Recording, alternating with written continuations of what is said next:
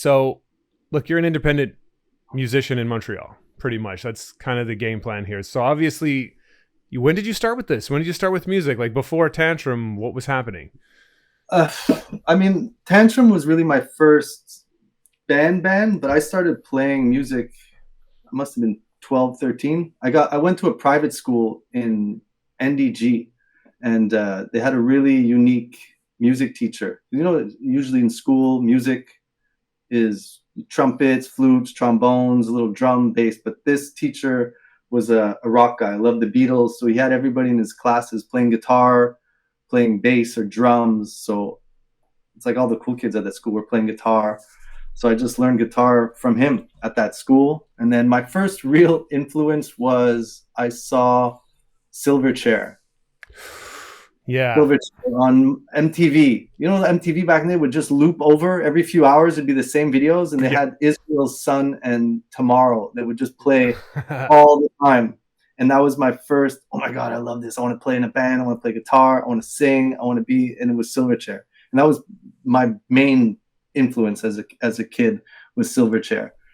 If I And then remember correctly, you were one of the few people. I like this album as well, but I think a lot of people weren't into it. Was the Neon Ballroom album when it came out, like Steam Will amazing, Rise, all that? It was amazing. crazy That good, whole right? album was amazing. Yeah. And yeah, all of them were good. There was Neon Ballroom had Emotion Sickness, the Yeah. title. Motion sick. Epic, Yeah. So epic. good. Such I mean, I don't know what to say if they were underrated because they were pretty big, but Yeah. still one of those bands that a lot of musicians would be like, yeah, Silverchair, that album. I saw something, it was Sting in Rolling Stone at one point said that was one of his favorite albums, Neon Ballroom. Wow. That's Yeah. crazy. It was really good. I think the album was underrated because a lot of people were thinking Frog Stomp, and then Neon Ballroom's a departure from that, you know? Yeah, So they went from kind of that grunge rock thing into this whole operatic different thing. So not everybody was able to swallow that at the time, but I loved it. I've always been a fan. And it's funny that the original Tantrum days was us doing Silverchair covers. that's crazy. Really? Yeah, our first few shows was us doing Silverchair covers with Dennis on drums. We were doing Silverchair with double bass and just a metal drummer playing. It was awesome. That's pretty wicked, dude. That is Yeah, pretty wicked. So it was really around that time. So that you got into Silverchair and said, I could be in a band. I'm going to do my yeah, best and go from yeah, there. yeah. Wow. And then probably the year later, I went to Rosemere High, and Dennis was just that other dude sitting there, probably wearing a Deicide shirt, actually 100% wearing a Deicide shirt, and just like, hey, I'm looking for a band, and he played drums. And the second I heard him play drums, I was like, all right, I'm in. Yeah, yeah. I think he brought me to his place. I'll show you my kit, and he had the Metallica, the Lars, the white Tama, two bass drums, all the toms over the Oh, top. And I think he played fucking Hostile was the first thing he played, and I was like, all right, I'm in. You're good. I'm in. I'm in. I'm doing it. Yeah. Okay. And That's then Rob jumped on when we met him at that studio. You guys were probably jamming there, yeah. No, that's and exactly right. That's exactly right. We were messing around or whatever, but he was much more serious. I remember like this dude was like, I am all about playing guitar. We're like, what would you like to do for a hobby? And he was like, maybe play the cello, you know? So like, okay, he wants to play stringed instruments. That's the yeah. game plan. Well, he picked up the bass because we needed a bass player. We had a bass player. He left, and it was kind of, hey, do you want to play? We got a gig. And then he was like, all right, we got a bass at a pawn shop, and that was it. That's Yeah, so crazy. Yeah, no, that's true. I think I may have been around at that time.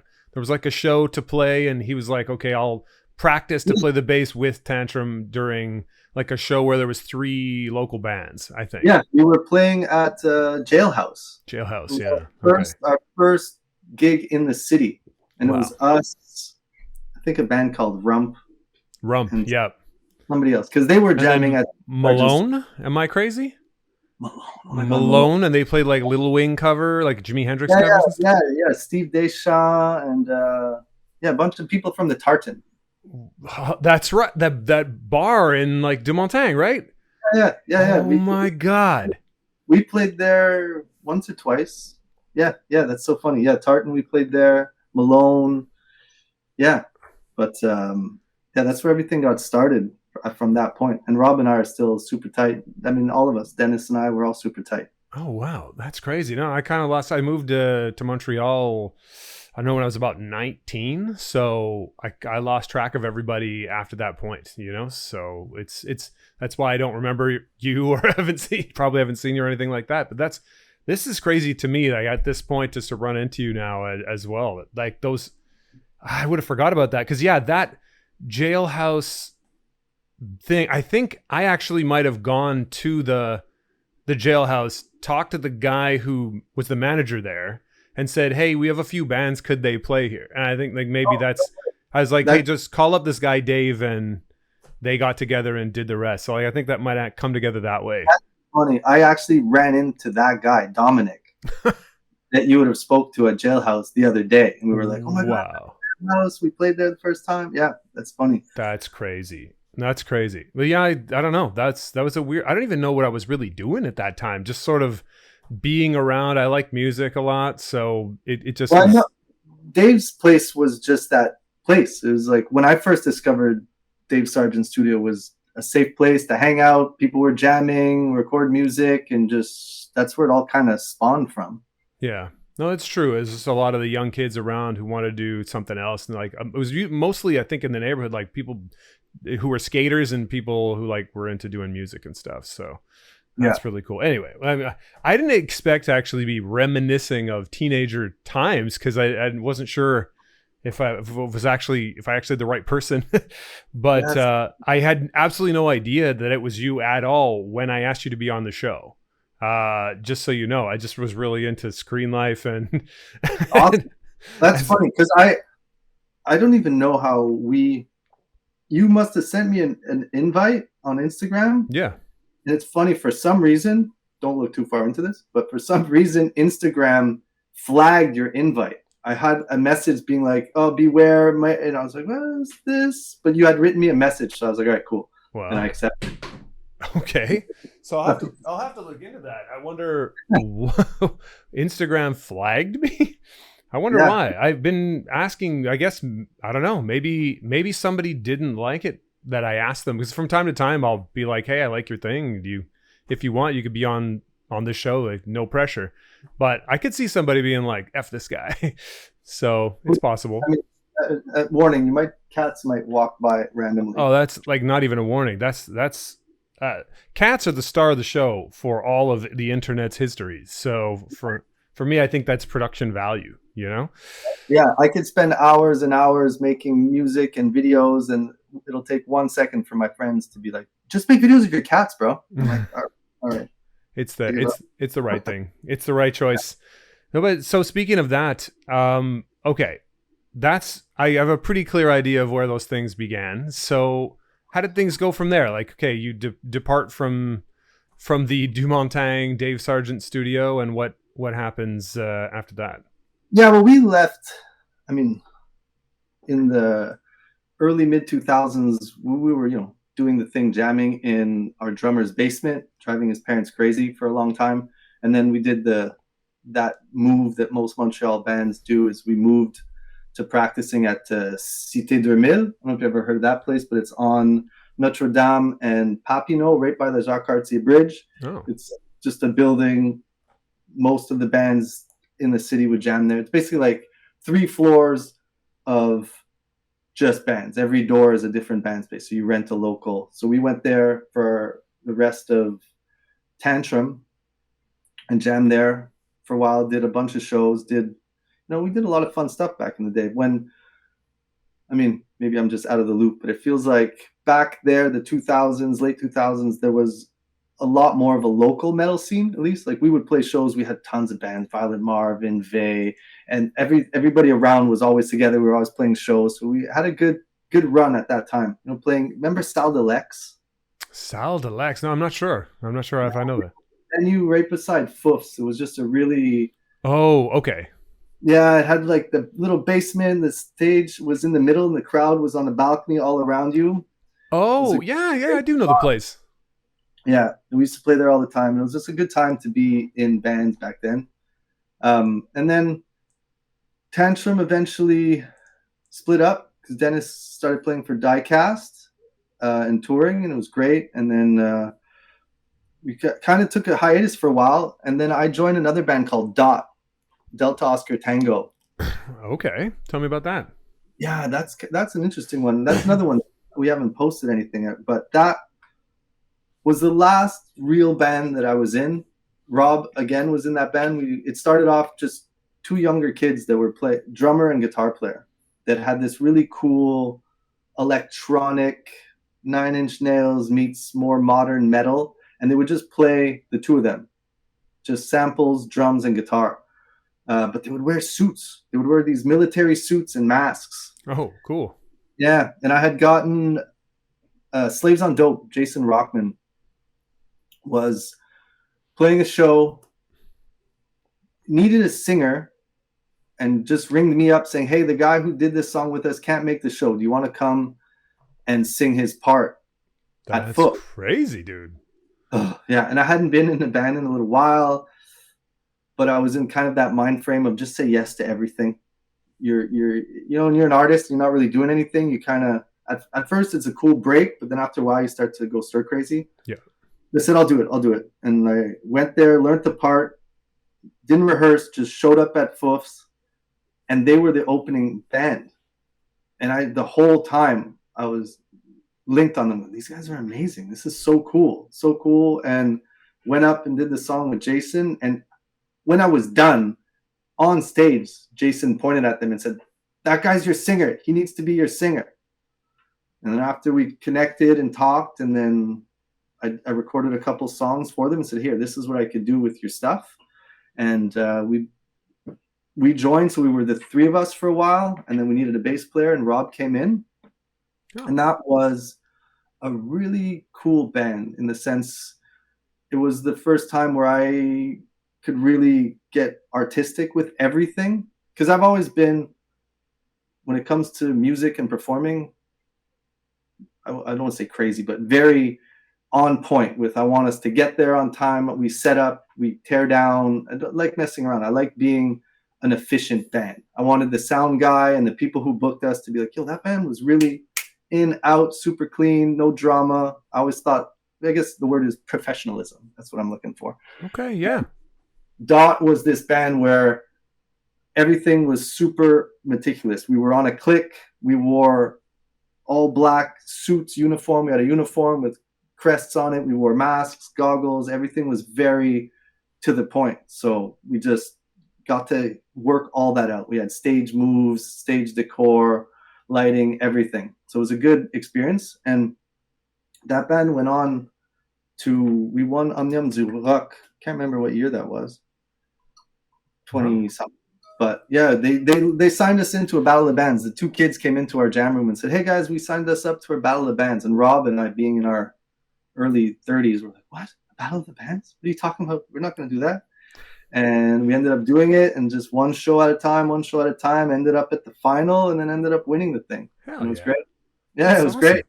Well, where do you think you got that that concept of meticulousness or wanting to be straight in a way? And that's a lot of stuff that people seem to probably, especially when they're younger, not really notice or care about when they think, "I'm going to be in a band." They don't think like, I'm going to be super professional and all of the people that work with me are going to remember how straight in a way our band was. So like, where do you think that comes from? I'm not sure where it came from. I think it's my own little slightly OCD when it comes to things. When things are not clear or not organized, I get kind of anxious or irritated. So I just like everything to be as organized as possible.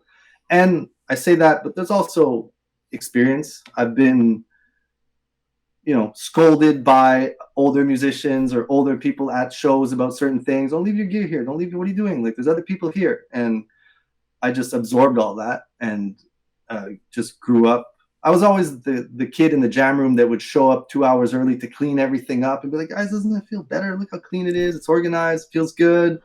So I've just always had that mentality, which is funny because I was a messy kid. If you ask my parents, they would tell you, "He never cleaned his room. It was always a mess." So I don't know where it really clicked in, I would say probably once I started living on my own. Once I had my own space, keeping things organized, you realize, hey, it's nicer. I feel clearer in my brain if things are organized. And it made for tighter bands. I mean, I say that all the time. Practice, along with being tidy and neat and organized, you practice. We would practice our stage setup and teardown as well. We'd finish the show and be like, okay, wait, you know what we should have done there? We should have all helped put the drum first. And then once the drum's up, I'll help you bring your head up. You bring the bass cab up. So while he's setting that, you're setting that. I'm the singer. I could just help and then do everything last. And we would just practice even that. So it just fantastic. became well-oiled machine. You don't lose anything when you do that. You don't forget stuff. Everything's all organized. That's fantastic. Yeah, the order of things is a phenomenal thing. Like if you can get that straightened away, I think that transfers over to a lot of different professions anyway. Like because there's always these disparate pieces. Like if you're talking about music gear or video gear, it's the same kind of thing. There's a million small pieces, and things can take forever if things get disorganized even a little bit. So that makes a lot of sense. Yeah, and I mean, half the time you might have a couple beers before you go on. You've had a couple of drinks, so as long as you know each part after, you could kind of stumble through everything and know, okay, we did ABC, we're good. You can do it in order, even if your mind space is not as clear as it was when you got there, I guess. Fantastic. Man, I wish more bands were like that, because it just makes, I've seen crazy stuff at shows where you finish shows and just the band before you just gets off and starts talking to the crowd and leaves their stuff on. You're like, yo, we got to get on, man. What are you doing? Come on. Get it together. Yeah. But that's also the age too. By the last few times we were playing shows, I was a lot older than bands we were playing with. That's it. Yeah. That's a little more, your priorities change. Let's put it like that. Exactly. Yeah, exactly. Speaking of priority change, I'll jump forward a little then. Let's jump to like more in recent times, because I feel like you've had a lot of stuff going on with you recently. Some of the stuff that I was interested in was like walking up Mount Royal even in the winter, trying to get out there at least a few times a week, gratitude, writing 10 things down first thing to say, this is the things I'm grateful for. Like try to manifest more of that good stuff into your life. Like and vlogging for a year. Where does some of these recent, I don't know, personal improvement tactics, habits, or where's that coming from? What triggered that in the past year? Well, I mean, I guess it was the past year. I'm starting to lose track of years. I mean, a lot of this stuff really kicked in with COVID when it comes to it. I've always been somebody who's into mental health and, trying to better yourself and figure things out. For a long time, probably in those years of Tantrum and Dot and all those things, I had a pretty good, I'd probably say 10 years of just really bad anxiety. Just not, nothing crippling, but just having a hard time sometimes being in public. I'm a musician. I would have hard times being in concerts. If I couldn't get around or have a backstage and be able to be cool, if I had to be in the crowd, I would usually just not go, because I'd be like, I'm not going to be comfortable. I had bad anxiety. So a lot of the self-help and trying to figure things out came from that, trying to figure out my own way out of anxiety. Like I did therapy and all that stuff, but a lot of it is just understanding what's going on in here. And then when COVID hit, you're just stuck alone, stuck doing my own thing. And that's where most of the music came out of. So I was like, finally, I get really bad FOMO. So being able to just be home and not be able to go out kind of canceled that out completely. And so I would just work on music. And I'm somebody who exercises just to get back to the mountain and stuff. And summertime, I would always exercise. And then when winter would come, it would just be like dead. I would not do anything all winter. And then summer would come back and I'd have to kind of start back up, rev back up the engine and start exercising again. And I think it was end of winter 2022, maybe 23. Like I said, I get lost I have to go back in my vlogs to see what was happening. But I got really into jogging in the summer. And then when winter came, I was like, shit, like I can't run really. And I would often take this walk up the mountain. If I was having a stressful day or just, hey, I need to clear my head. I would walk up the mountain, walk around, come back. And I just had this random thought out of nowhere saying, hey, maybe I'll try to just walk the mountain every day. I can't run, but if I go up that mountain and down, that'll be decent exercise to keep me going in the winter. And I just, for some reason, I filmed one of them going up and say, hey, I'm going to try to walk up this mountain every day. And I just mentally stuck with it. And as I would do it, I realized how much it was helping me, because I did not really listen to music. The only music I'd really listen to on those walks is my own mixes. I'd make music, work on it, and then the next morning, headphones and listen to what I did the day before, analyze things, be in my own thoughts. And it was just great. Like, I realized I would start my day, my work day at 9 o'clock after that walk, just feeling so much better, less stress, as opposed to just waking up and, oh God, I got to go to my desk and start working. So just, I felt instantly how much better it made me feel in general, artistically, creatively, and just better as a person. And that just led me into other things. Like, I'm very into, like I said, wellness, like Andrew Huberman, all these podcasts and things, sure. cold plunging and all these things. So anything that I could delve into that I think might help me feel better, get over stress, and just feel better in my own skin, I'm all in to try it. So have you done some of the cold plunge stuff? 'Cause I've done freezing showers and cold plunges for a little while now, and it's Yeah. I don't know if it's what it does exactly necessarily, but I certainly am more accustomed to the cold. Like, I can walk outside in a t-shirt now, if it's minus 16 degrees or whatever, I'm good. So I'm like, okay, well, something happened. But anyway, yeah, So, you've been doing all that? yeah, that's probably the number one thing I tell anybody that I know that's saying, oh, I have a bit of a hard time with this, or I'm feeling anxious or stressed. I'm like, take cold plunges. I've been probably more than, I mean, I've always dabbled in it, but this past year, I really went hardcore on cold plunges. Okay. And luckily for us in the winter here, you can just run your bath. And it's cold. It's cold. It's really cold. But I love it. I've been doing that, and every now and then I'll go to a spa where you do the hot, cold, hot, cold. And recently, that was probably like my cold plunge moment, is we did one in Saint Sauveur where I actually had to break the ice up in the river and lay in the water. Weird. Great. It's great. Yeah, it does so many good things for you. It, like, I can't even express it. And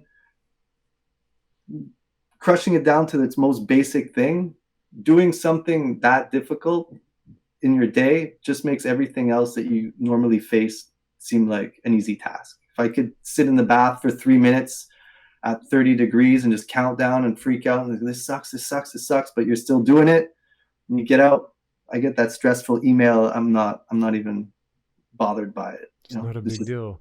You know, that I'm on that. I'm thinking of my experience as well, and it feels a lot every time you get into a cold plunge, like especially the first time, for example, your brain is telling you, like, get out before you even get in. Before you even get in, you're afraid.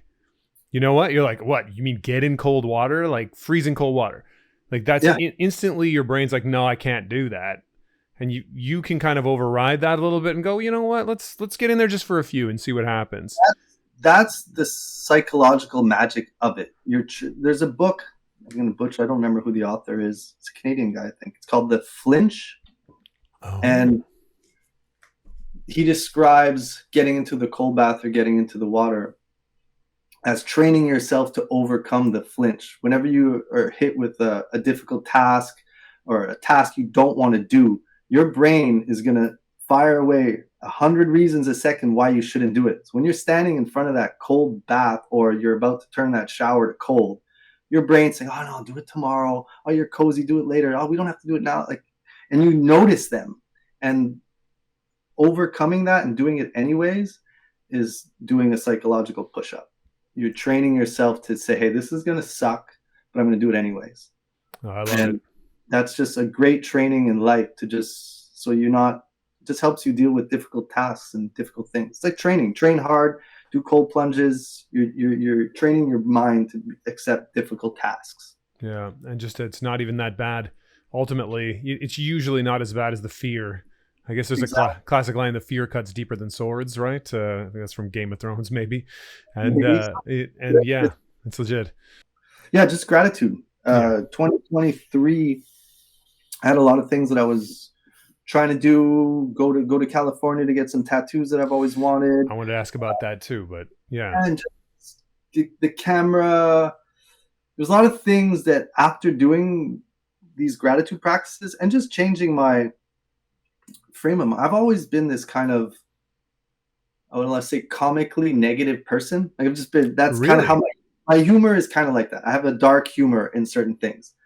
Um, and then switching over to forcing myself to every day be, I'm grateful for this. I'm grateful for my friends. I'm grateful for my health. I'm grateful for my cats, my music, my talents, this and that. Just starting the days off like that and just walking up and being blown away by sunrises every day and all these things that are just great. And then just reiterating things that I want in my life. In 2023, I saw a lot of those things happen that made me go, okay, I thought this might be hocus pocus kind of things, but I'm totally in now in that gratitude and the law of attraction and how your thoughts can kind of guide how things are going. I think so. I mean, there's a few. I know that this kind of thing has gotten a bit of a bad rap because of the specific like attraction and manifestation because of a few different books and I guess people that have put it out, but it's been around for a really long time. Like there's books like Think and Grow Rich as well as a Man Thinketh. And I think there is some scientific reality to that there's a thing called a reticulating activated system or something like that in your brain where it's like when you learn a new word, you suddenly hear that word all the time. And so, yeah, if you're thinking about these things, you've got your mind on task, or not even on task, but just on these particular things that are good in your life. You're focusing on this stuff, and what you're focusing on is what you're gonna see more often in your life. Or if you focus on a lot of negative stuff, it tends to be you see things negatively, and therefore more negative actions happen and more negative things happen. So, yeah. Yeah, I totally agree. And again, that's things I always recommend to people to do. And it's the little things, but I've been doing it long enough now that I see how it benefits me. I can't see myself stopping doing any of these practices at this point. That's cool. So speaking of that, you said that when you were walking the mountain, you decided you were just going to film some of it. Is that how the vlogs began? Or because I know tomorrow, I think, is your 1 year anniversary of vlogging, right? Which is crazy because I don't know if you know Tim Ferriss. His podcast tomorrow is the 10-year anniversary of his podcast. So you and Tim Ferriss have the same anniversary for that. That's funny. Maybe I should wait a day or two then. But yeah, you know what? It's funny. Anybody who's known me for a really long time knows I've always been filming stuff or taking photos. I've always, back in the day, all the way back to the Dave Sargent days, I think I had a camera that you could put a VHS in it. Yep, you did. I remember being at, I think, your house, and you're filming like everything. Possibly. It might have been your house. At the time, it was crazy times. Let's put it that way. So things are foggy. It's possible. I had it was. I remember my parents were super chill and were always traveling, and I had like Rob, and everybody would come over and we'd hang out and film stuff. So it was awesome. We were there. The one of the guys who's in Malone who worked at Tartan was there making a ton of jokes. He was sort of laughing and making a lot of jokes at the table. We were this is all I remember. And I remember seeing Waiting for Tonight by Jennifer Lopez was like popping off at the time. So if that tells you anything, that was it. That probably, because that sounds to me like Steve Deschamps making all the jokes. Steve, that would yeah. And we would have always had MTV playing in the living room. It was. And if MTV was playing and Lopez was on, that's for sure what it is. So yeah, that did happen. You were filming, and there was always a camera going for some reason or another. Yeah, like, I don't know if we want to film all this stuff, man. I burnt all those tapes. Yes. I burnt all those tapes. Thank God. anything from back in the day that I was like, I can't watch this right now. I just cut the tape. Not that That's we did anything bad, but it just, young kids being yeah. stoned and just filming everything. I was like, I don't want to watch this. That was 100% the game. That's That what it was was. 100% the game. No, things are different now. When you're in your 40s, you don't really want your Yeah, 17-year-old self to be no, repeated, which is a little rough for probably everybody now who's grown up in yeah. the last 20 years. But yeah, But so yeah, I've always been filming, and even when we used to go to Foofs, I was always the guy buying disposable cameras and taking pictures and stuff. And yeah, I don't know. I kind of fell off for a little while where I wasn't really filming, doing anything, but I always did photos and some of the graphics for the bands that I was in. But for some reason, when I was walking, I had my iPhone, and I had already started making kind of deep dive videos of my music and just sort of iPhone videos I was making. But then when I started walking, I really kind of got into this storytelling, leaving the house, walking up, putting the camera there, walking and editing them together. Because I've always had I think, a pretty decent idea of editing, cutting things together well. And then it just started going and people started liking it. And then I started really enjoying doing it. And I started making more videos and more videos until I said, okay, maybe I should upgrade my camera. And I also simultaneously got into, I've always liked vloggers. Like I've always been watching Matt Diavella and guys like that, or cooking shows and guys who do all that stuff. And it clicked that I was like, oh, they're just filming themselves, cutting, doing jump cuts and doing the dialogue. So I remember I was just sitting on my couch and I thought, I think I could do that. I think I could vlog. I think I could do that. Then I kind of started doing it with my iPhone. And then I started deep diving into cameras and then discovered Peter McKinnon. And then I was like, all right, I need to do this. I want to get better at filming. And it's just one of those things I've always done. So it's like, I think it's the natural step to kind of step up and try going to another level with it. So I got a Sony camera, and it took me a while. I got that camera in February 2023, 2022. I don't know, something like that. And it would have been 2023. And I didn't put anything until April, because just the learning curve, the camera, it took me a while to just kind of get out of that easy, because it's so easy with this thing. You just point, shoot, cut, yeah. looks good. And you take that, you're like, oh, everything's too dark. I was like, yeah, there's ISO, there's aperture, there's everything on this thing. Okay, we got to get back to it. And then I just started rolling. Now I love it. And I do both. I think when I got the camera, I was kind of, okay, well, I'm so used to my phone, I'm going to switch to this. And then I just found a happy medium of I could use both. Yeah, you can do both. And it's true, I know what you mean though, but without the beautiful lenses, the ISO and the depth of field, it's you don't have it's just not quite the same thing. But for basic stuff I find it's cool. You can throw up a camera. So I think I know where you're coming from there. Yeah. Well, it's just a bit of a learning curve. I'm also admittedly somebody that I do not like that period where I don't know what I'm doing in anything. When I'm learning a new task or a new job, Yeah.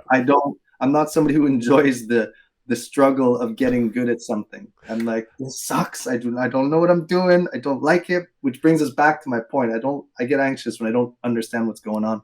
I'm 100% with you. I hate that. I hate being stupid, because you have to be stupid at the beginning. Yeah. Hate that part. It's the worst. Yeah. It's the worst. Man. Okay. Well, this is so cool. Yeah, I relate to that huge. And definitely cameras is a big thing. There's a lot. Especially if you start getting into some deep camera stuff, it becomes crazy. You do, and it's funny because I recently started doing videos for other people. Like, I was going to ask you about that. Like the boxing, there's a boxing apparel gear brand. I know you said you bought your first full frame camera recently. Yeah, Tell me about this. That's the camera I got. I mean, it's right here. It's right beside me.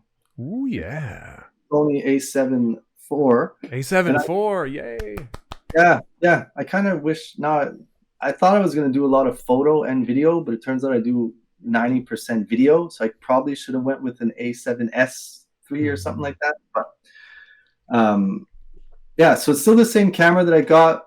I'm working with them, but I do a lot of these kind of guerrilla things where my girlfriend and I will go to restaurants and stuff, and I'll film and I'll edit a quick reel and put it together for companies and stuff like that in hopes that somebody will reach out.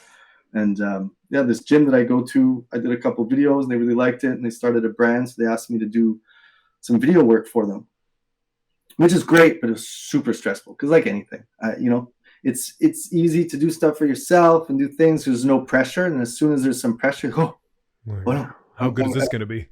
exactly. But you just roll with it and you do the best you can. And if it doesn't work, it doesn't work. You learn from failures if there are. But so far, it's been great. But yeah, that was a great experience. Everybody's super nice and everything like that. But I'm trying to develop my skills to be able to do that more often. And what I was going to say before is learning the camera. I have a friend who's a professional photographer. His whole life, he's been doing photography, a real big photography guy. And I called him and said, hey, I got this gig. I'm nervous. And he's like, hey, man, you're always going to be nervous. And the thing with photography, and this quote that stuck with me says, the more you know, the more you're going to realize you don't know anything.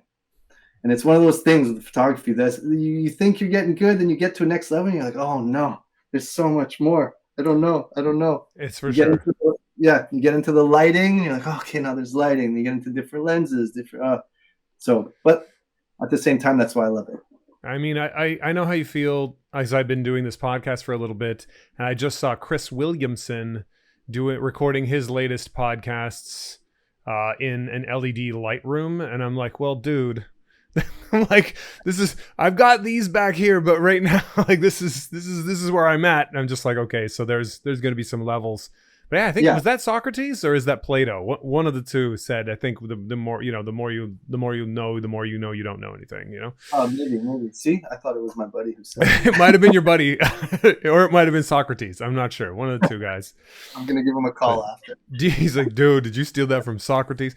No, but do you think maybe some of the anxiety? Because I'm relating to the anxiety. I feel like. So do you feel like some of that has maybe contributed to you doing well? Because I notice your videos are good. They're really clean. The editing's really clean. And so, yeah, you're nervous and like, okay, I'm super anxious about this, so I'm going to do a perfect job. Do you ever feel like maybe it leads you in that direction? Yeah, I mean, I've said that to other people often, where sometimes, because most of the time, if I'm freaking out about something, my close friends will just be like, shut up, dude. You always freak out and you always do well. Like, just why are you worried? You always do good. Why are you freaking out? And then I say, well, it's probably why I do good, because I freak out all the time. I don't sit back and go, okay, I'm just got this gig. We'll just do it. I'm a month ahead going, okay, what am I going to do? Okay, I got to figure this out, learn things. So maybe that is why things I do seem good on the outside. Maybe I'm always a little, as positive as I try to be, I'm always a little self-deprecating. Like nothing I do is ever really good enough. I could do something, people, that's great. I'm like, yeah, the color was off, or this was a bit weird. I need to learn to sit with, okay, this is good. All right, you did a good job. You move on. I'm always, I think I'm the hardest on myself. Nobody can say anything that's worse than I say to myself when it comes to my own art. Fair. That's very relatable, I would say as well, man. I mean, it's especially if you're the one who makes it, whatever the it is. It's never good. For example, like I've written some things, right? Like I wrote a couple novels. I've written some comic books and stuff like that. So it's one of the things I've been doing for a while. And unless I let the thing I wrote sit for a long time, and then don't remember what it was, and then go back and read it, I'll be like, this was terrible. I did a bad job. It's the worst thing in the whole world. Then I'll go back. If I not listen to it, but watch it later, I'm like, actually, I'm reading this. This seems like a book to me, just like anyone else's. So I guess maybe everyone else was doing the same thing I'm doing here, but I can't take it. I can't take it off the beginning. I can't do it. So I think I understand a little bit what you're saying. Yeah, and I relate to that as well. As do something for a little while, stop, put it away. Most of the things that have turned into full songs have been snippets of something that I'll go back to on a Friday night. And what was this? And I open it up and I'm like, oh, this is awesome. And when I did it at the time, I probably was like, I don't know, we'll leave this and come back to it. So that's a good practice. definitely good practice. But and it's hard, man. There's so much. Going back to what we were saying back, comparing tantrum days to this. There's just so much that you could see all the time now. So you're trying to do music, do art, write, all these things. There's a million people 100 times better than you that you could just scroll through at the second. So trying to keep your level head is difficult these days. Speaking of that, let's talk about some of the music then, because I think it's a great segue. I'm terrible at segues. I think I just do hard lefts directly into them. That's kind of how it works. The song that hooked me the most, I mean, obviously there was What's Good and Screen Life. Those were the two songs I saw first, and they just showed up on Instagram in my feed, and it's like, hey, this guy's doing this. I'm like, oh, nice. These are cool. I like the message that's here. And I didn't know it was you. I didn't know that I'd met you. I think I've been to your house, as it turns out. You know, I think you were standing there, like when we were talking to Corey from Slipknot. Actually, I think you were like right there, being like, "Oh, dude, we just spent a bunch of time with Dunkin' Donuts with this dude." And so I didn't, you know, like I really didn't realize that. I just was like, "This is good wild stuff." It came up in Instagram probably because they're like, "Oh, this is a guy from a similar place as you in similar location. Maybe you'll like what he's doing." And I did. So Screen Life, there's it talks about a lot of stuff. It talks about dating online, talks about other aspects of life, relationships on screens, with screens. And one of the favorite lines in it is, "Give little Bobby an iPad so he can shut his little mouth." I was like, this dude is awesome. It's so exactly right. So okay, I know that tell me a little bit about the album, first of all, and the song Screen Life, What's Good, We Lost Sight of What's Good in the World, and Let Shit Slide, that never would have made it through. I want to ask about that too. But Screen Life, what was inspiring you to do this album? What was inspiring you to do this song? Tell me your thoughts on all of this different stuff. Yeah, I mean, Screen Life, I think that was 2022, maybe. Like I said, everything that is Dax Henri started during COVID. Wow. I was doing a project with Rob. We were doing an electro kind of project called Clickbait Primates that we were just messing around with. It's an awesome name. Yeah, that's Rob's mind thinking there. Congrats, Rob. Yeah, he's great with that stuff. And then COVID hit, obviously, and people were like, jobs, this and that. And like I said, my first thought when COVID hit and they sent everybody home, you got to work from home, whatever. My thought was like, all right, well, we're stuck at home. Let's make music. But not everybody else had the same thought. Fair enough. A lot of the other people I was making music with were just like, hey, no, man, I got to worry about my job. I got to worry about this, that. Totally fair. I totally get it. But in that moment, I realized, okay, I have to figure out how to do this on my own. I've always been writing with other people, or I've had drummers, bassists, people who make beats. So I've always really just been the guitar player, lyricist, kind of producer person. And I just realized at that point, I need to figure out how to do this on my own. So I upped my gear a bit, ordered some stuff, got myself all set up, and then just started learning everything about production. And that's when it first started. That 2020 to end of 2020, I released the Quarantine album. I think it was Jan 18th, 2021. I released Quarantine. So it took that whole year to write the 7 songs on Quarantine. And then in that same year, I did I think it was Our Last Dance was before that, but the Screen Life album was in that 2 year. I released 2 EPs in the same year, 2022. Okay. And I mean, Screen Life, I don't really remember what my mind or what I was thinking at the time when I was doing it, but something definitely spawned me to think. I can't remember what the spark was that made me go or think that line, Screen Life is legit. But clearly we were living in the time where it was just our phones. Like that line you saying, give Bobby an iPad so he could shut his little mouth. Like I've seen, I'm not going to say names, but I've seen family members, I've seen people where the kids freaking out and they're just like, here, take the phone. And you're just like, that's not right. That's not good. What are you doing? Yeah. It's super true. It's 100% true. Yeah. So I've seen that a bunch of times, and just dating online, you see people where it's like, well, it's easier to just look at porn sites than to go out and meet people. It's such a weird time of things, It's true. or seeing people on Instagram or sites where you start to feel, oh my god, this person's amazing, but then if you see them in the street, you'd be like, oh man, I don't know, I can't speak to this person. It's just this weird dynamic that we've all just sucked into this whole time. Yeah. I just Well, went down that rabbit hole. I was wondering about that, like, cause me and you, like, as people who make a fair amount of screen based entertainment in recent times, and probably have consumed a fair amount of it too, just as inspiration. Um, but there's kind of a dichotomy there, right? There's a dichotomy of the negatives and the positives. There's a point where you have to turn all of this stuff off, at least for a little while. At least that's my opinion. What are you thinking?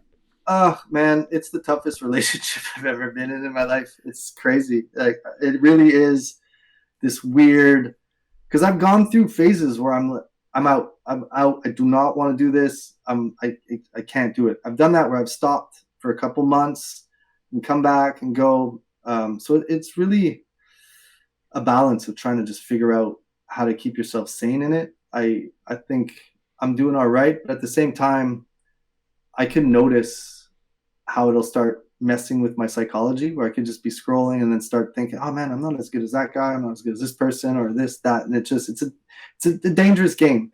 But at the same time, I love it because, a stranger in Switzerland could see my music out of nowhere. I go on TikTok and get a couple thousand views and get comments from people that live across the world. I'm like, okay, this is great.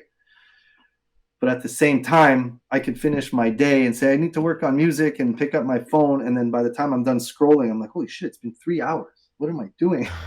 You know? That's for sure. That is So absolutely for it sure. is a difficult thing to navigate. And also, it's when it comes to arts, I have a hard time with it in the sense of, yes, it's a great tool. You could put your stuff, people go viral. Yeah, watch, this person went viral, and you see them and it happens. And I want to believe in that. That's why I'm posting videos all the time. I'm trying to stay as consistent as possible, and I'm trying to remember that I'm doing it for myself and to improve my task and my skills on these tasks. But I also want people to see it, and if they like it, get involved in the community and grow. But at the same time, it's a weird thing because it's just these what's the word I'm looking for? Well, these sites, these TikTok, Instagram. The kind of There's, algorithmic yeah, short it's just form this. content sites. Yeah, and it essentially they're just keeping us on there. Yeah, it's an attention suck.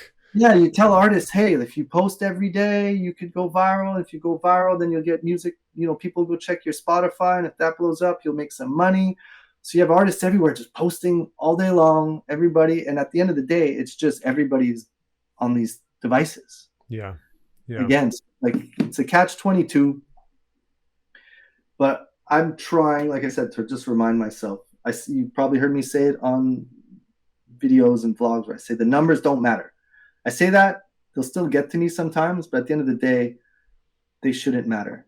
Because one of the things going back to COVID, and this is probably one of the biggest things that has hit me artistically in my life is COVID.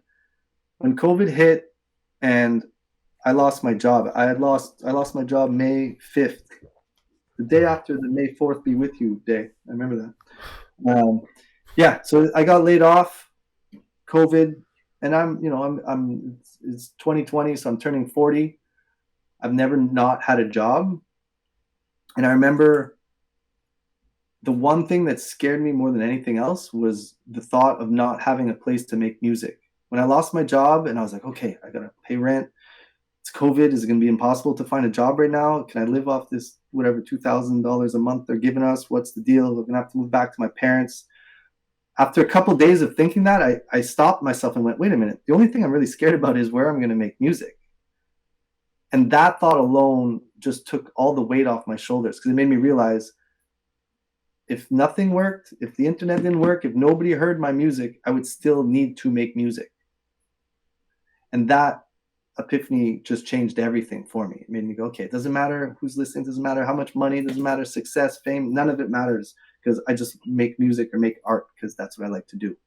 And that was very liberating. And I try to remember that every now and then when I get bogged down by numbers, or, oh my God, I got to do this. I haven't done enough. I haven't done enough. Because at the end of the day, it has to just be something that you love to do it. It's really true, because it's kind of like that's almost the meaning of life. Like the starting point of life is you're supposed to live here and be alive and try to be somewhat happy, and do things that use this time in a way that you feel satisfied with. Yeah. I think that starts there, and then we can really get caught up and lost in these pathways that are whatever goals we came up with in our mind that say like this is what means a good life, and get caught up in a narrative. I guess what I'm trying to say is, and it could be I mean, I think people can lose their whole life that way, in a sense. I've not that I've been there, but I think back to my 20s and early 30s, and a lot of the times I think to myself, man, I should have enjoyed myself more. I was so gun-ho on this vision. Okay, with band, we got to get here, we got to get there, that a lot of times I should have sat back and just enjoyed what was happening. I had a good time, but I could have just, somebody would have knocked on me and said, hey man, none of that matters. You're with your friends right now. These are things you're going to remember the rest of your life. Chill and enjoy. I would have probably taken more breaths in and just looked around. It's so hard because we can hear that message a lot, but I think it's tough without life's experience. And even some of these beatdowns, like the COVID experience you talked about, and just being like, oh, wow, things can turn wrong pretty hard. And, especially I think at around our age, there's people who probably in your life who've passed away. There's probably, you didn't expect to happen, and this kind of stuff starts happening. And, people that are even our parents' age, not to get too morbid, pass away and that kind of stuff. And you're like, wow, things that pillars of your life, pillars of things you thought were never really going to end, you hadn't experienced the ending at least. They can happen, and you can experience that and go, oh yeah, I actually do need to stop and smell the roses, I guess. Yeah, it's true. They say the youth is wasted on the young. It's kind of true. It was annoying when they said it when we were young, but it's kind of actually reality. Yeah. But okay. Speaking of that, tell me about something. There's something you said in a vlog recently. It kind of relates to what we're talking about. It's another one of these hard left turns, I guess. But you said that what you've been realizing in the last year or so is you've been getting out of your own way. And what does that really mean? Like, because I can see I got my camera, you've got your album out, you're putting your clips up, you're editing, you're doing work for the boxing club, and you've got your tattoos, which I want to talk about that story. But it was a lot of it you said was getting out of your own way. And I was just kind of curious what that means. Yeah. I mean, thanks for bringing that up. And I'm still mastering that. Like, I'm being full honest. It's one of those things. And it's kind of that voice in your head. I'm hoping I'm not the one who has it, but that kind of is just, I make vlogs and I'll think to myself, who's going to want to listen to me, or who cares what I got to say? Or if I'm making music, going like, why would somebody listen to this? Or who am I to say this? It's kind of just me blocking myself before anybody else has a chance to even hear something, as opposed to just get out of your own way. Just do the thing. It does not matter. Even if nobody likes it, doesn't matter. Then you'll do better the next time. I have a tendency of criticizing myself or critiquing things negatively before I even get it out there. And that comes with, I don't want to say more experience, but it's kind of, when you're learning something, you're not really scared to be bad at it, because you should be. You don't know how to do it. You're writing songs, you're learning to write songs. So when I first, I've been writing songs most of my life, but when I decided to do it myself, and okay, I'm going to make a beat, I'm going to produce this verse, make it, you're learning. So you're kind of excited. Oh, okay, this one's not bad. This is cool. And then you do a couple ones that are good. You release, an album or two, people like it. And then now you know how to do it. And now I that's when my brain kicks in and goes, okay, this is not as good as Post Malone. This is not as good as this one. Like, you got to do this, you got to do that. When you're kind of learning it, you don't have that block because you're trying to get to that level. So I just get in my way a lot with things like that. I can understand that really a lot. No, I think, I bet you a lot of people could understand that. I think so. I think it's a natural thing. I mean, for sure, there's the ego monsters. They're like, I got this, and I think experience helps that. Like, which is, once you have a good enough amount of experience, you kind of, okay, I could foresee what might go wrong and how I could work around it. But that's part of the gratitude and stuff I need to work on. In a sense, when somebody hires me, hey, we want you to do our videos. I'll be like, oh my God, why me? I'm not good enough. I'm not good enough to do that. Why would I do that? That's just my problem. It's a self-serving question, though. I ask that because I feel that way myself. I'm like, yeah, I think I instantly come up with all the ideas of why it's going to be difficult, why it's going to be a problem, what things I'm going to have to get over. And it's like, I think the maybe the trick there is learning to go, okay, I'm fine with noticing that there are going to be challenges. I'm fine with solving those challenges, but maybe not comparing myself necessarily. Because I know my whole life, like, I did martial arts my whole life. I've done a lot of artistic endeavors, and I always compared myself to, like, if I was doing kung fu, I would compare myself to Jackie Chan and Jet Li. And it's like, well, maybe I'm not going to be Jet Li. Maybe not. And it's should I stop doing this? Like, if I do boxing, I'm probably not going to be Floyd Mayweather or Mike Tyson or any of these guys. You know, it's probably not the case. But am I enjoying doing this? Is it improving me? Is there a way I can be my best? Very hard, especially with the screen life stuff, to see somebody who's incredible and be like, wow, I'm probably not going to, I might not play in the NBA. You know? Right. Well, it's trying to find that healthy balance of inspiration and motivation, and trying to cut out that comparison. And at the same time, I think a lot of that boils down to just the fear of failure. As much as we all know, and we keep hearing people, like Denzel Washington says it all the time, you know, you got to fail. You got to fail. If you're not failing, you're not trying enough, which is true. But I think at the end of the day, that's probably what brings all that stuff up. It's funny you say Rob said something like very impactful to me years ago, where I think I was stressed about doing a show, an acoustic show, and he just looked at me. He's like, man, your fucking ego is crazy. And I was like, what? And I never considered myself as somebody with an ego problem, because I always just correlated egos to, like, you know, I'm the shit, I'm the best. Like, that's what I associate an ego to. And when he told me I had an ego problem, I was like, what are you talking about? I'm like, I always think that I'm bad at stuff. He's like, yeah. He's like, you're always scared that you're going to look bad in front of people. You're always worried about what they're going to think. He's like, that's your ego. And I was like, oh, I have an ego problem. Shit. Okay. I'd never thought of it that way. That's super true. And that just changed a lot. And I was like, okay, that's what it is. It's a fear of failing. And that's why, you know, whenever I get gigs or something like that, I'm always practice. Because obviously you want to do a good job. Yeah. But a lot of the things that have been really impactful in my life have been when I've messed up or failed or done something wrong. So I should learn that lesson and just be like, just go for it. And if it doesn't work out, you'll learn from it. Yeah. And it's, I think a lot of times it's like, how bad can it really go? Yeah. Yeah, exactly. I mean? Are you going to die? Is it going to kill you? Yeah, exactly. When you look back at I think about this a lot too when I'm going through stressful things, where I try to think back of all the times in your life where you're like, oh my God, this is the worst, this is the worst, this is the worst. You lived through them, and you look back at most of them and you're like, wasn't that bad? Or I learned a lot from that, or I'm this person because of that. So I try to remember that when I'm in these crazy situations. But it's just, you know, in the moment, it's difficult. I'm into it. I was going to ask you another huge hard left. Let's go from stress and stress and anxiety and ego to maybe let me see if I can connect that somehow, the dissolution of the ego by going into nature and going up to the lake. I noticed that was a thing you sort of keep bringing that up.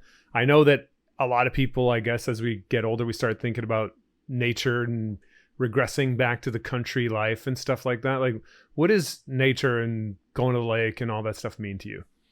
It means everything to me. I grew up at that lake house. Like from the minute I was born, every summer we were at that lake house. It's my father's place. I just have great memories there, and just spending summers. And there's just something about it. It took me a while as an adult to start going there on my own. So as a kid, I was always obviously there with my parents and stuff like that. But then when I started going up on my own, I distinctly remember the first time I went there for a week on my own. I just brought my laptop, headphones. We didn't have internet back then. The TV was just a DVD player. There was no cable or anything like that. So I would just go up there and record music.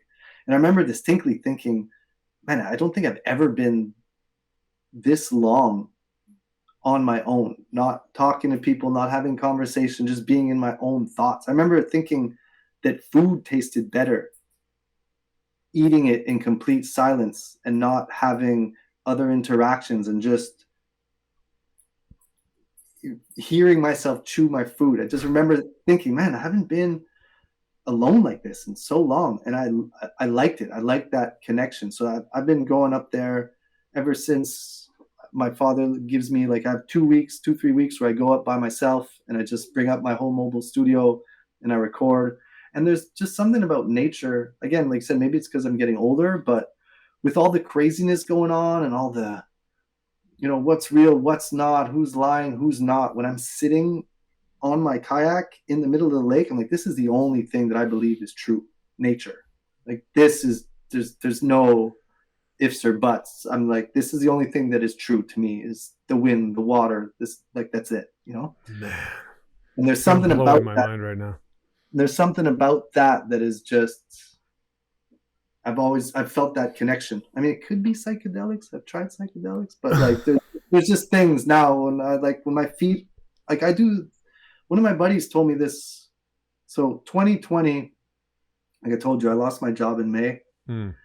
I took some time off. The company took care of its employees, so I was able to chill for a bit. And that year I spent June all the way to August up north. I didn't leave. I stayed there with my cats. My dad came up every now and then and hung out, but I was essentially there for 2 months by myself. And I stacked rocks, man. My buddy was like, you try this where you stack rocks. I was like, what? And I spent hours just sitting, just like hip level, sitting down in water and just stacking rocks and just balancing rocks. And I would sit there for hours and realize that doing this, stacking the rocks, you're so concentrated on trying to balance these things that I would go 4 hours and not think of anything but trying to balance these rocks.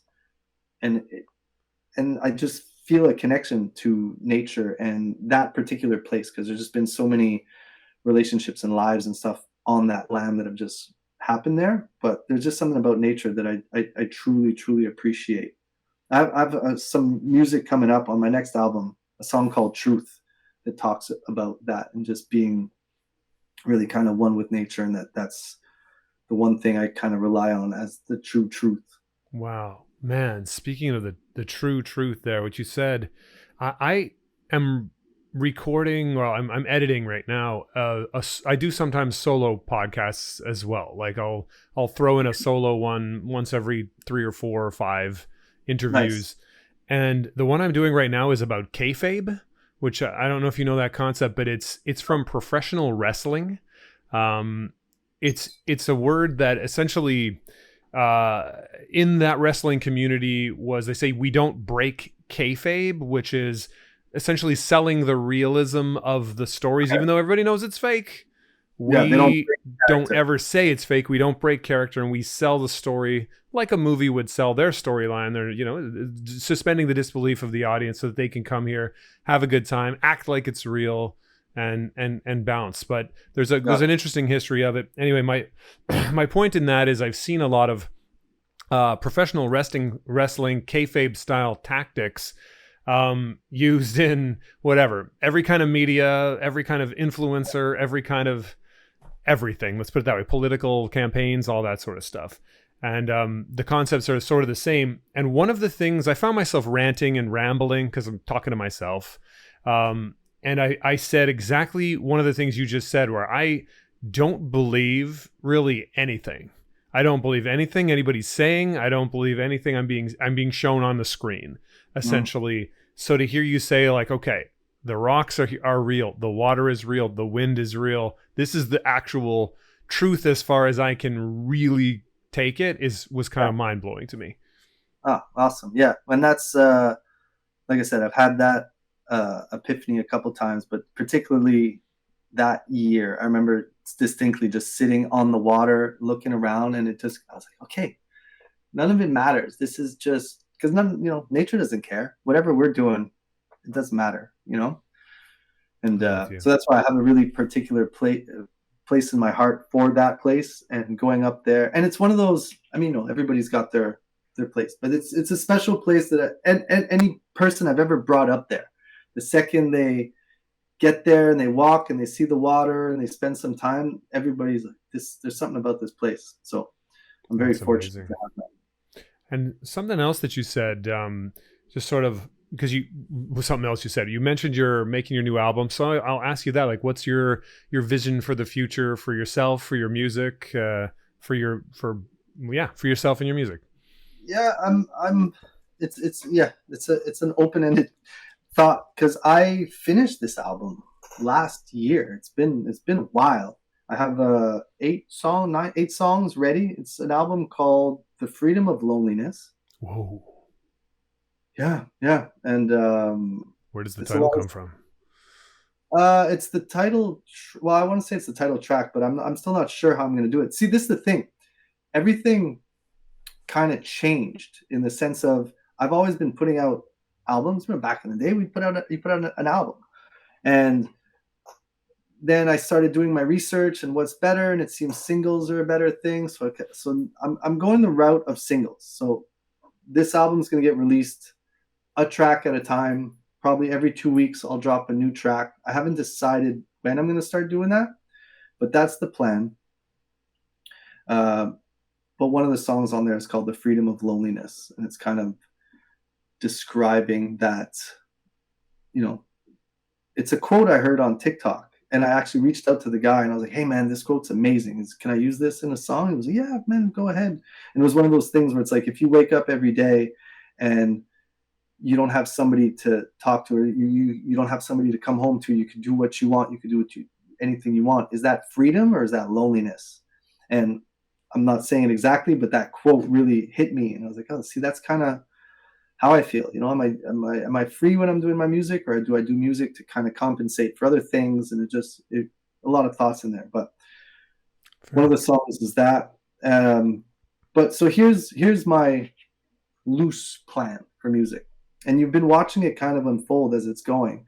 Is there's a couple artists out there right now that I really look up to when it comes to independent artists. There's Nick D, Connor Price, Mike. There's a bunch of these guys who are completely independent, who have just been using these social platforms, TikTok, Instagram, just to release music and content. And their careers have really gone well doing so. I'm kind of going off that formula.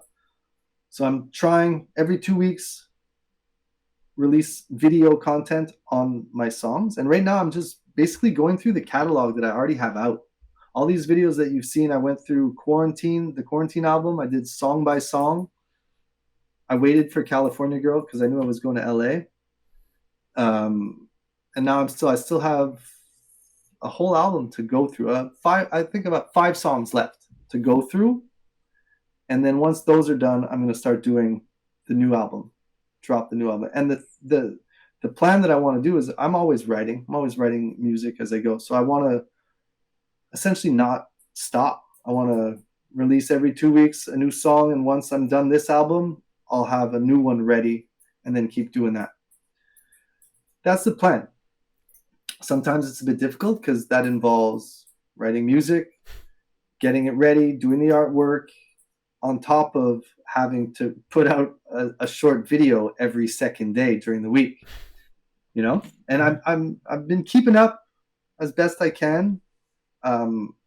I try to do different things all the time. That's the other thing is a lot of these artists that are dropping videos regularly kind of, they'll do similar videos. I'm trying to do different stuff all the time. And that's what I think is taking a lot of my time is I'm trying to find different places to do things, find different techniques to do.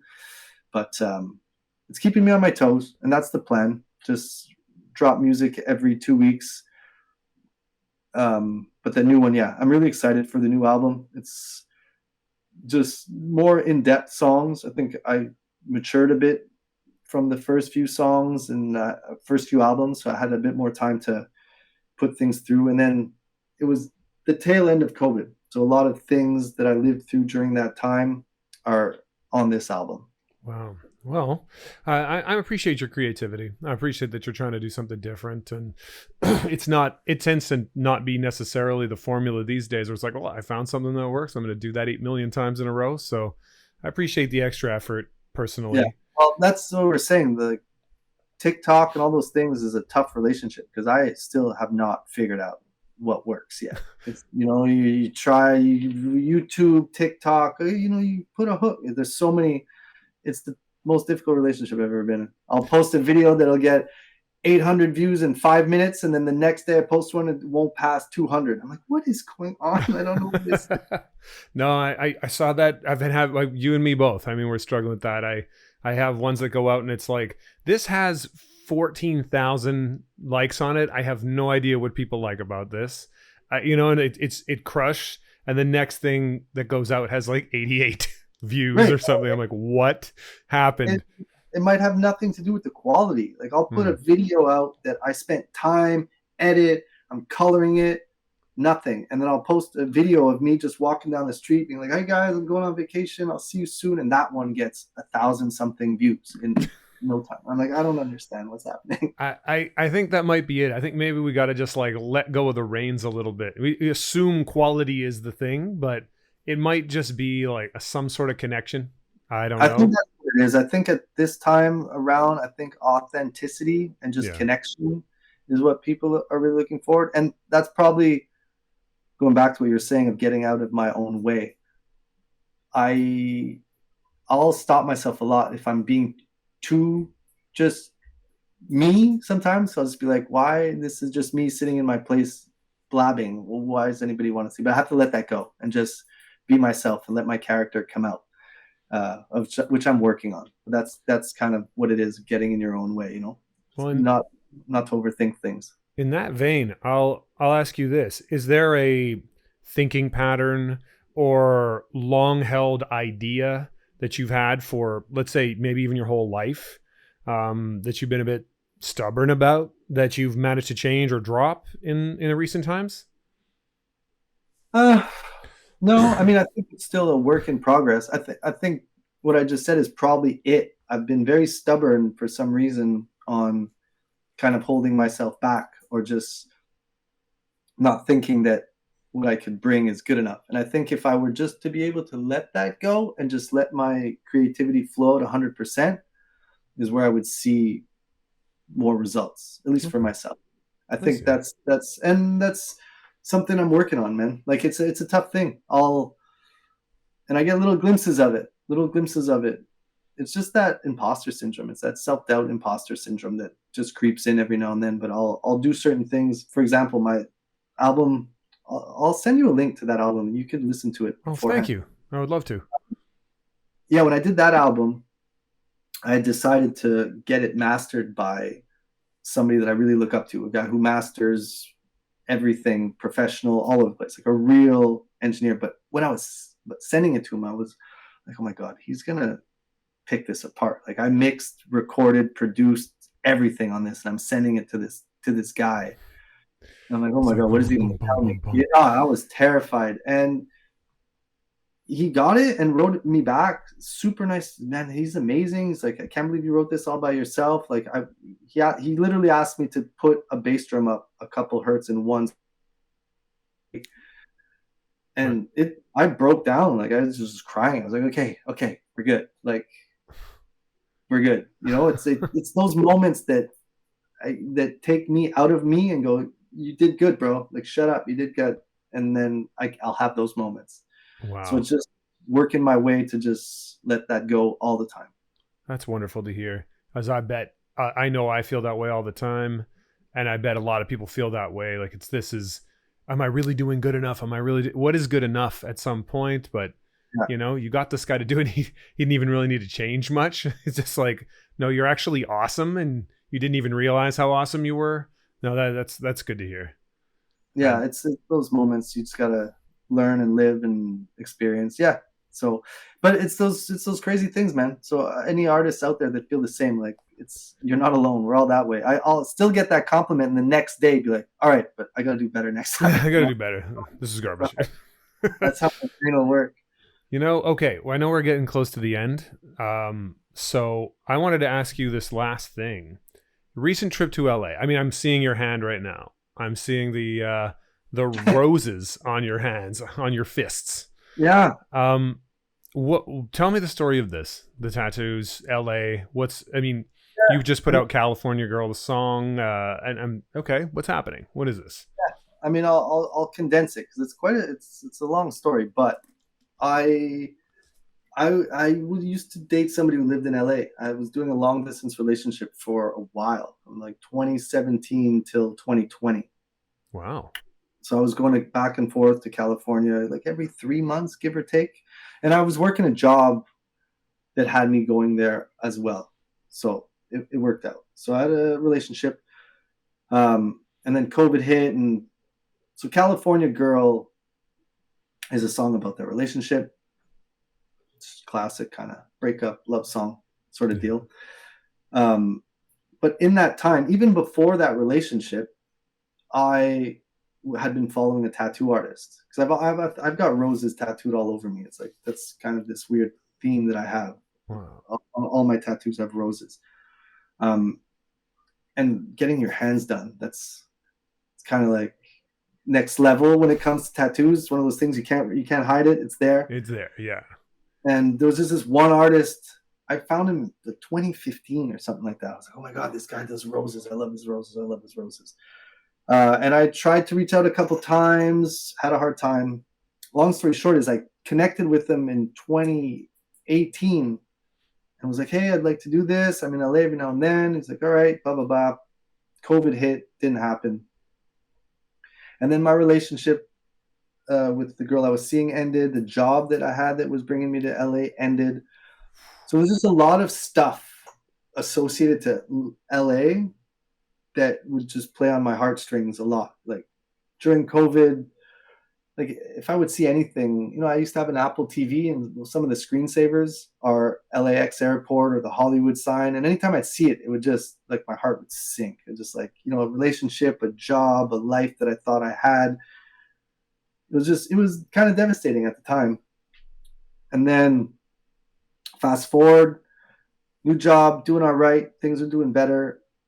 I was thinking about these tattoos and I was like, I might get my hands done. And something just triggered in me to say, like, well, go see Ricardo, man. That's the guy you've always wanted. Why can't you go? And then it triggered the thought of, okay, well, let's do that. Let's go build new memories in LA. Let's get rid of this old sad vibe that you feel when you go there. And let's make new memories.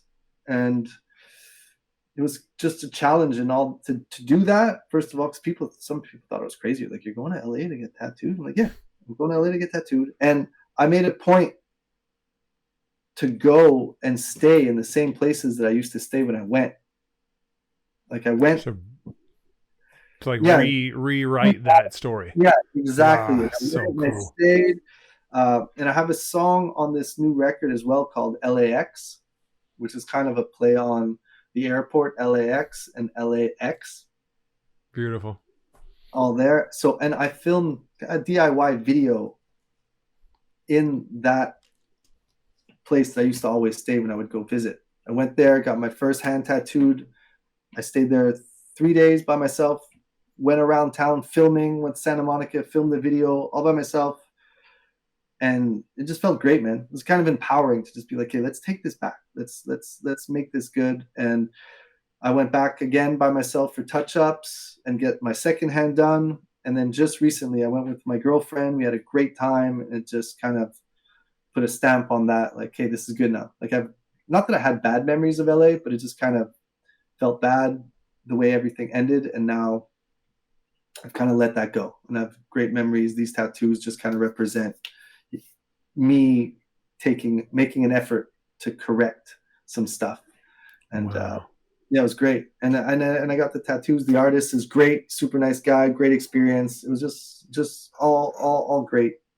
Everything out of that has been great. So is there something with roses? Like why roses so often? Man, You just like them? I have no idea. I don't. I'll be honest. I don't know. I got my first tattoo was a treble cleft, which makes sense. In Classic. music makes sense. And then I just started getting my sleeves done, and I've just always liked black and gray roses for some reason. Beautiful. They look good. Uh, I'm not hating it. yeah, I don't know what it is, but I think at this point I maybe have 20 of them on me, Whoa. something like that. Well, something. look, congratulations. I love that story, man, because I mean, I'm kind of curious about the long-term relationship and stuff as well, but I know it's a long story, but that's got to be tough. Were you considering moving there at any point? I was. There was Because like LA I said, is got a magnetism. I've been there 5 times, I think, and it's like you kind of once you're there for a bit, you're like, I think I want to move. yeah, it's a great place. It's also 50-50. It's a great It can be place. At bad. the same time, you can take a wrong turn. You're like, this is a This terrible is the place. worst place in the world. Yeah, it's a weird place like that. But yeah, I was gonna move. I was working for a company that I was working in travel at the time. Hmm. My area was the West Coast. I was doing LA, Napa, Palm Springs, all those areas. And I was pitching to my company, like, hey, I go to LA all the time. I could do this job from there. So I was going to move there. That was my plan. And then COVID hit and everything changed. Wow, that's So I don't even want to say like, thank God. Who knows? This is what happened. But I was planning on moving there. So yeah, that's why when everything kind of hit, I was living a bit of a my dad calls it jet set. I was living kind of this jet set life for yeah. a couple of years before COVID. You know, I was traveling back and forth. I worked in a company that had me going there and trying. It was kind of extravagant, and then that just gone like that. It was a bit of a hard pill to swallow. But all this stuff, like getting the tattoos, and just that was all part of just kind of burying that and putting it away. Putting it away. It is hard to do, and I absolutely relate because before that, me and my wife, we traveled constantly and for business as well. So it's like I've been to Japan 7 times. We spent like 6 months there. Wow. France 3 times, like everywhere. Let's just put it that way. Like we had to travel to anywhere that does animation. Essentially, was that. So that's what California. You know, we were in Burbank and Glendale a lot. So yeah, dude. And then just suddenly having COVID knock everything out. I think I could understand a bit, but man, you had a relationship going and everything. That's your job, your relationship, and the travel. Like people, if you haven't traveled a lot, travel is a I don't know. I want to say addictive, but it's quite a powerful thing.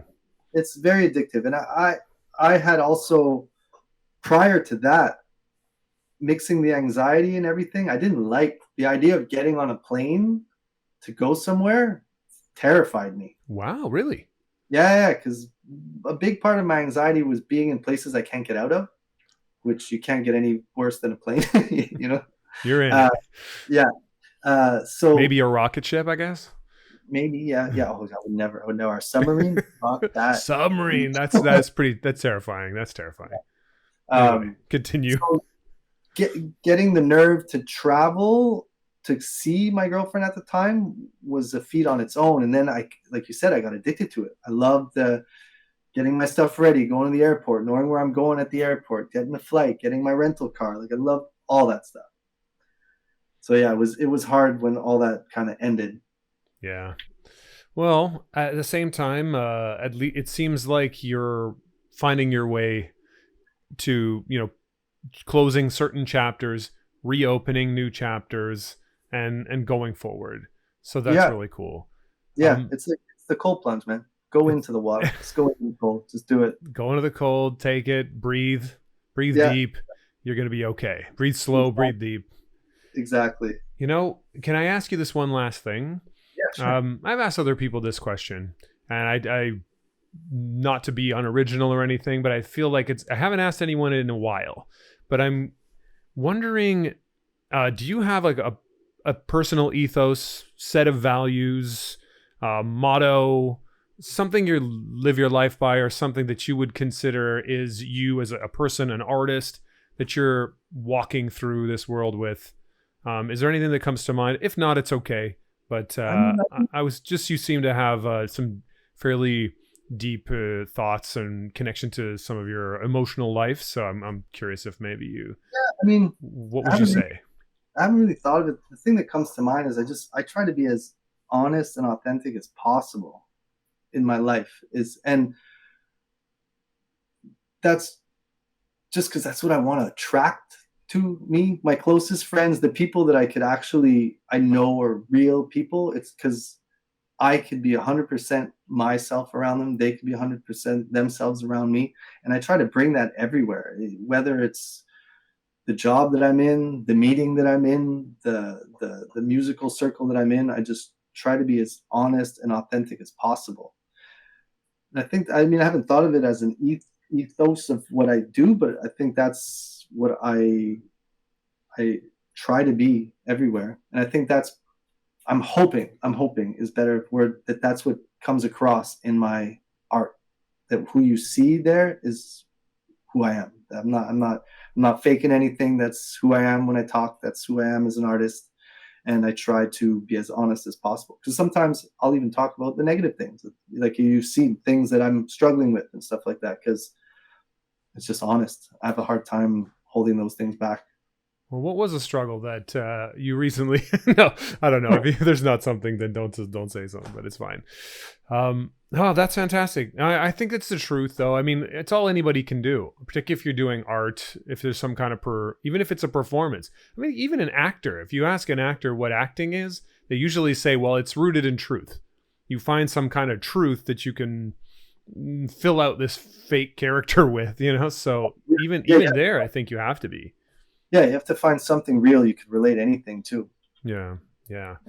Wow. Well, look, is there anything else if you wanted to say, wanted to do? We're kind of at the point where it's the end. It's the end of the show, and it's the end of the show. I appreciate you being here, of course. And yeah, man, I really appreciate you the invite. It's been a great chat. Like I said, I was flattered. When people reach out, I'm like, me? Why? I don't do anything. But I really appreciate, and like all the questions, man. Like I'm really glad that you've dove into my stuff, and appreciate it. I appreciate you very much. Thank you. Well, I think that's one of the things. Thank you. I mean, I think a lot of people think a podcast or interviewing people is just like, well, we'll have a conversation and it's nothing. It's a little more than that. It's a little more than that. If you want to try to do a good job, I never think I'm good enough at this. That's you were touching a lot of nerves in this conversation for me. I was like, God damn it, this guy. I think everybody manages. I think a lot of people hide that when it comes to things, where it's like, maybe I should hide it a bit more, but I'm very open with, how I feel about things. And I think a lot of us are like that and struggle with that. So it's like anxiety. You ever been in a room and then you say like, man, I have anxiety attack. Next thing you know, the other 5 people are like, oh my God, me too. I'm like that. And you're like, well, why are we not talking about this? Like, what's the deal? Yeah, it is funny that it seems to be coming up more recently. I can't remember a time where like I was with people. I probably at your house when you were filming everything and watching JLo, and I was like, man, what am I even doing here? How do I? I don't know these people that well, so. Yeah, I'm sure there was something like that going on. So yeah, I don't know. It seems to be more of a recent thing where people are saying, hey, socially, it's been really weird to be around other people for a long time, and people are talking about it now. But I'm not sure what brought that up, but it is happening. Well, it's better. It's better. More communication, the better. Absolutely. I mean, the more real communication is what's better. Wow, that's true, though. Real communication, man. Well, I hope that I'm doing some of that with this. I know we're between screens. I know we got cameras and microphones. I tried to have good lighting. You obviously did too. Thank you for the lighting, by the way, man. I appreciate that. Yeah, I'm pretty set up. But I am trying to have a real conversation. I don't message anyone based on any kind of numbers. I don't. It's only through their thing came to me somehow. I saw it probably on Instagram or on TikTok or something. I was like, this person's cool. I'll reach out. They're going to say yes. They're going to say no. Maybe we can have a cool conversation. I don't know if this can, if anybody even wants to hear this conversation. I just know that I wanted to talk to you, and you came through. So thank you very much. Awesome. Well, thank you. And I mean, that's what we got to do, man. It goes back to it. As long as you enjoy, we enjoy what we're doing, what we're creating. That's all that matters. Doesn't matter. And the people, you know, what's that field? Field of Dreams. If you build it, they will come. They will come. And I think actually in Field of Dreams is if you build it, he will come. Maybe. But we say they will come because it became. It is. If you build it, he will come. Yeah, because he wanted a specific baseball player. He also, I think, it was about his dad. It was his dad. That's one of my old school favorite movies, to be honest. It's a great movie. I watched it like last year and I was like, this is freaking awesome. Yeah, great movie. Anyway, before we get into that too hard, thanks so much, man. I'm gonna shut this thing down. So thank you for being here. Yeah.